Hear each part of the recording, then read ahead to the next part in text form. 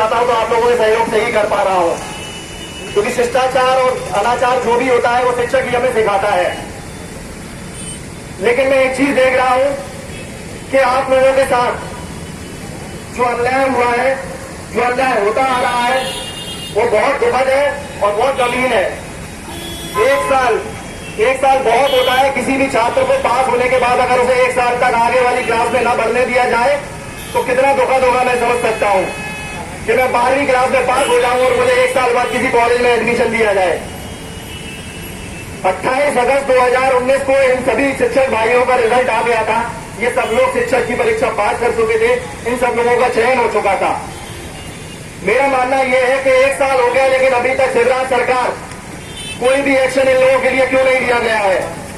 ऐसा कौन सा काम है जो इन लोगों का रुका है? और या सरकार का काम रुक गया है लेकिन इन लोगों का काम कहीं भी आगे नहीं बढ़ रहा है। मेरी नजर में शिक्षक से बड़ा सम्मान किसी का नहीं है।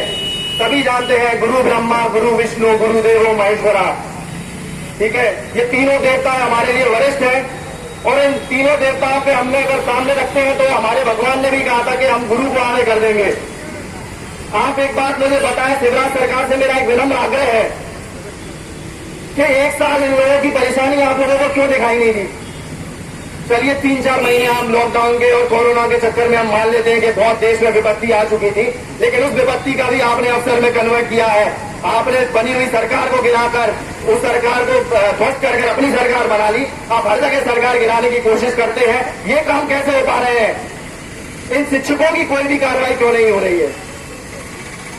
क्या इन लोगों के घर परिवार नहीं है? क्या इनके बीवी बच्चे नहीं है? क्या इनके लोगों के पास कोई और काम नहीं है?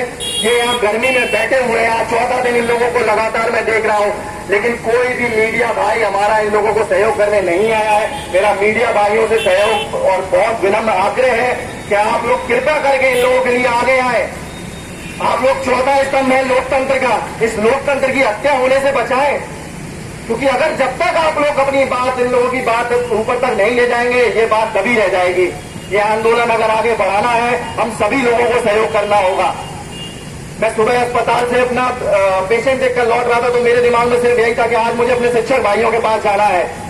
मैं कल रात को भी यहाँ से निकलकर जा रहा था, मैं देख रहा था इतनी उमस भरी गर्मी में ये लोग लगातार बैठे हुए हैं और आज से इन लोगों ने भूख हड़ताल भी चालू की है।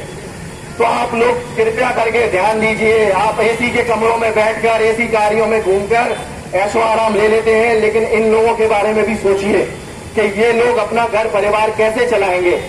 और ये लोग अपना हक मांग रहे हैं, कोई आपसे भीख नहीं मांग रहे हैं, कोई आपके सामने हाथ जोड़कर कोई काम नहीं करवा रहे हैं। इन्होंने परीक्षा पास की है, ये लोग पास हुए हैं, ये सब गुणी व्यक्ति हैं। इन्होंने उनके गुण का अपना जो ज्ञान है उसका वो आपसे रिटर्न मांग रहे हैं कि जो आपने परीक्षा दी थी, कांग्रेस सरकार ने इस परीक्षा को करवाया था, उस परीक्षा का रिजल्ट घोषित हुआ, लेकिन एक साल होने के बाद भी इन लोगों का कहीं भी चयन नहीं हुआ है। क्या कारण है आप मुझे बताएं। अगर आपके पास आर्थिक स्थिति का हवाला अगर आप इन लोगों को देते हैं तो ये सरासर अन्याय है, क्योंकि आप विधायक खरीदने के लिए सारे पैसे इकट्ठे कर सकते हैं, विमान खरीदने के लिए आपके पास पैसे रह सकते हैं, अपना इलाज कराने के लिए आप चिरायु अस्पताल जा सकते हैं, तो इन लोगों की भर्ती करके इन लोगों की तनख्वाह नहीं ले सकते हैं।